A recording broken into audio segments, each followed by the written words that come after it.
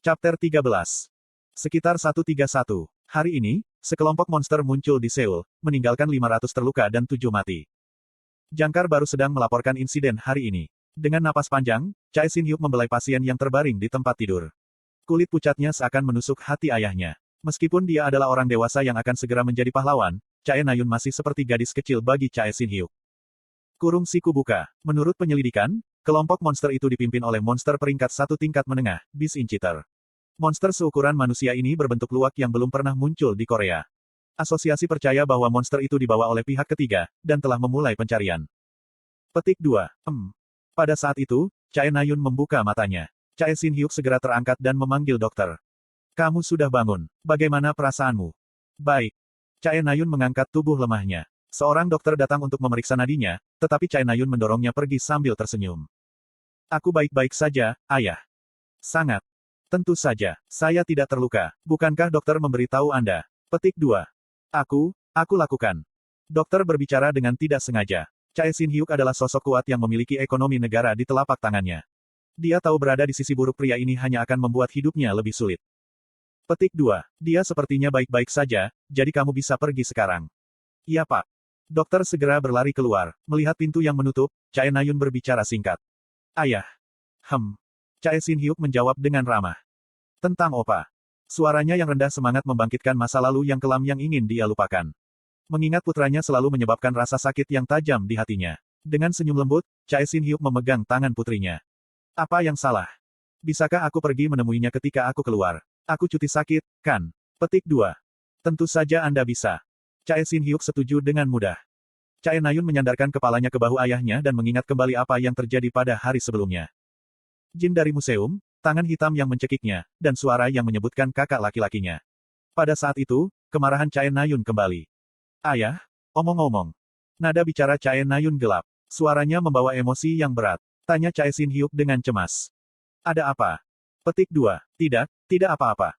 Tiba-tiba, dia mulai membenci seseorang dari lubuk hatinya. Tapi dia tidak bisa memberitahu ayahnya bagaimana perasaannya. Dia teringat kembali ketika perutnya mendidih karena diracuni oleh kekuatan sihir jin. Bahkan ketika dia menggeliat kesakitan, dia bisa mendengar suara pria itu dengan jelas. Aku yakin kakak laki-lakinya akan datang menghiburnya. Pria itu menyebut kakaknya. 4 tahun lalu, pada hari langit jatuh, semua orang di dunia tahu. Jadi dia tidak punya waktu untuk bersedih. Setelah hari itu, nama kakaknya terukir jauh di dalam hatinya, dan dia menjadi subjek yang tak tersentuh baginya. Sebagai seorang kadet di Akademi Pahlawan, pria itu seharusnya tahu tentang keadaan kakaknya. Meski begitu, dia menyebut kakaknya seperti itu. Chae Na-yun menekan amarah yang naik dari hatinya dan mengukir nama pria itu di kepalanya. Kim Ha-jin. Mulai hari ini, Chae Na-yun tidak akan lagi melupakan nama ini. Langit Seoul diwarnai dengan warna oranye. Pergerakan matahari tidak berbeda dari biasanya, tetapi pemandangan yang dipantulkan oleh matahari terbenam hanya bisa digambarkan sebagai kekacauan. Potongan aspal berserakan di jalan, sementara seorang anak menangis di bawah tiang telepon patah setengah.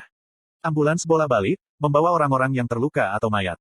Meskipun situasinya telah diurus oleh para pahlawan yang dikirim, dampak dari kekacauan masih tetap ada. Kim Soo-ho, Kim Ha-jin. Kami mendengar ceritanya. Petik 2. Kim Soo-hyuk sedang menunggu di portal yang menghubungkan Seoul dan Kyuk. Kami akan meminta detailnya nanti, jadi kembali dan istirahat untuk saat ini. Agen akan mengurus sisanya. Petik 2. Sebagai catatan, agen berbeda dari pahlawan. Agen adalah mereka yang lulus dari Akademi Militer Agen tetapi tidak memasuki Kyuk. Dengan kata lain, mereka bukan pejuang. Kebanyakan dari mereka memiliki kemampuan yang sangat berguna dalam kehidupan sehari-hari. Sebagai contoh, saya melihat seorang pria dalam perjalanan kembali, yang sedang memperbaiki aspal yang rusak dengan lambaian tangan. Instruktur, Chae Na-yun adalah. Petik 2. Kim Soo-ho bertanya, dan Kim Soo-hyuk memberikan jawaban singkat. Dia mengambil cuti sakit. Dia bersama keluarganya sekarang. Petik 2. Ya, mengerti. Kim Soo-ho tidak mengajukan pertanyaan lagi. Kembali. Para kadet lain tampaknya telah membantu dengan keadaan darurat yang tidak terduga, karena bahkan Yo Yeon-ha tampak lelah. Satu demi satu, kami berjalan dengan susah payah ke portal. Sensasi aneh yang menyelimuti tubuhku tidak terasa menarik lagi. Setelah menghela nafas pendek, saya menemukan diri saya kembali di Kyuk. Tanpa kata-kata, rombongan berjalan ke asrama. Hei! Dalam perjalanan kami kembali ke asrama 1, setelah para gadis pergi, Kim Soo-ho menghentikan saya. Apa? Why did you say that? Say what? To Chae Na-yun.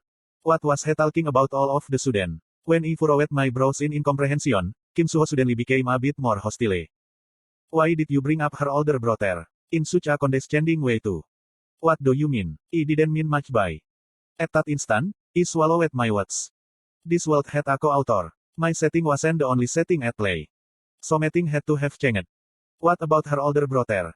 At my question, Kim Suho stopped his steps. Gritting his teeth, he glared at me.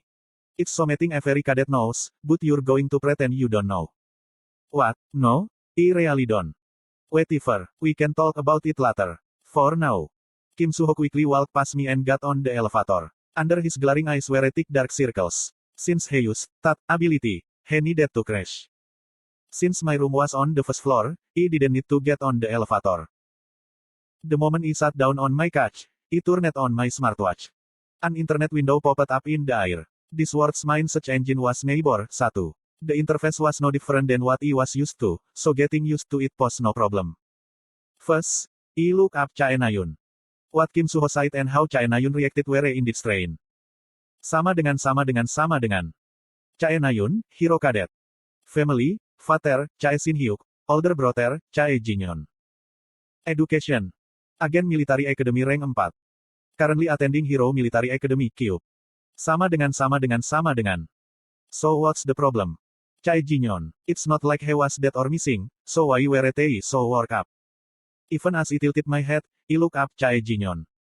At the same time, my jaws dropped.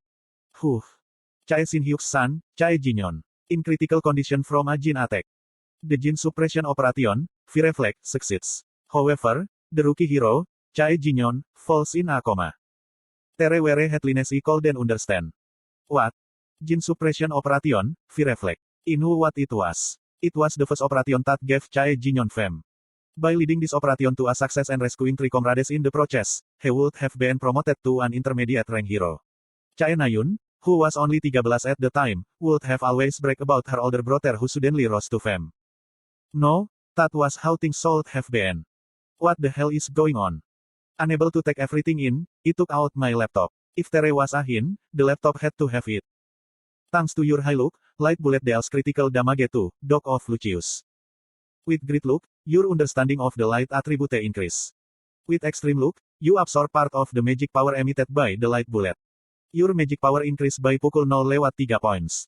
You dealt critical damage to a more powerful enemy. The skill, Sharpshooter of Reversal, has been added to your gift, Master Sharpshooter.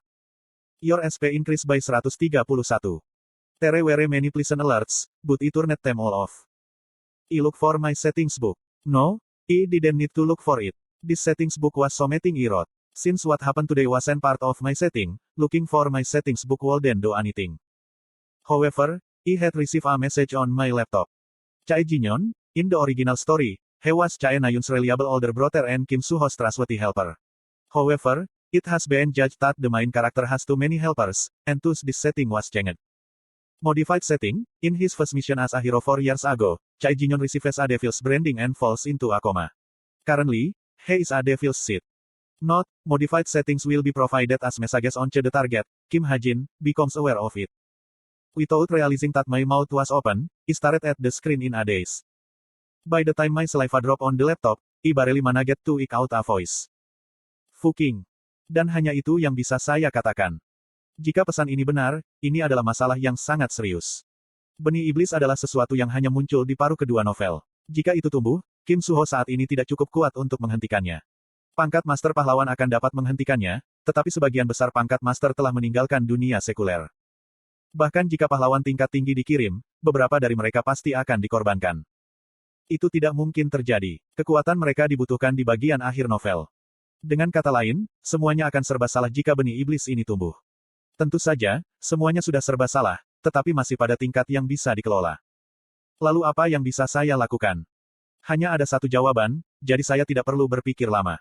Petik 2. Dia harus mati. Untungnya, benih iblis memiliki masa inkubasi. Dari apa yang saya ingat, seharusnya 5 atau 6 tahun. 4 tahun sudah berlalu.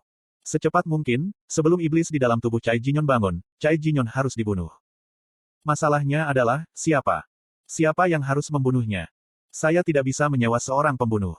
Bahkan jika saya menawarkan miliaran won, tidak ada tentara bayaran yang cukup gila untuk menerima misi untuk membunuh Chaebol. Belum lagi, Karena benih iblis tidak terdeteksi, tidak ada yang akan percaya padaku bahkan jika aku mengatakan yang sebenarnya. Bahkan, saya yakin saya hanya akan diperlakukan sebagai orang gila. Dia harus mati. Hanya ada satu cara ini bisa dilakukan. Aku harus membunuhnya.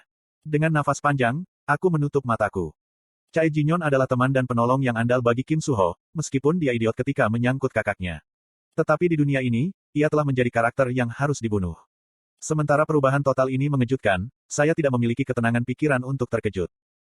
Aku bangun. Tubuh saya terasa sangat berat. Rasa keakraban yang saya rasakan terhadap dunia yang saya ciptakan berubah menjadi kecemasan yang lebih besar. Tapi mungkin berkat ketekunan saya yang tinggi, kaki saya tidak menuju ke tempat tidur, tetapi ruang pelatihan fisik. 1. Permainan kata di mesin pencari Korea, Naver.